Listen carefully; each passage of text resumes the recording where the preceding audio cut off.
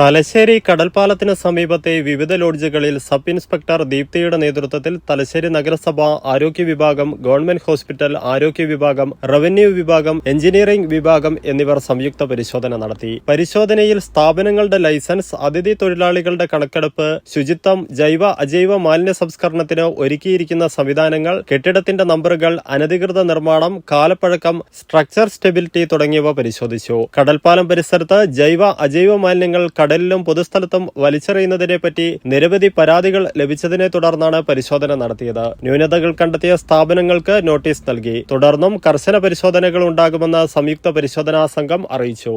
നിങ്ങളൊരു നഴ്സാണോ എങ്കിൽ ജർമ്മനിയിൽ പോകുവാൻ എന്തിന് ലക്ഷങ്ങൾ മുടക്കണം? അതും വിജയം വരെ സൗജന്യ ജർമ്മൻ ഭാഷാ പരിശീലനം യൂറോലീപ് നൽകുമ്പോൾ. Free education, free paper work, free placement assistance. ഇനി സൗജന്യമായി ജർമ്മൻ ഭാഷ പഠിക്കാം, സൗജന്യമായി ജർമ്മനിയിലേക്ക് പറക്കാം. Euroleap immigration consultancy, Kannur, Thrissur and Kollam.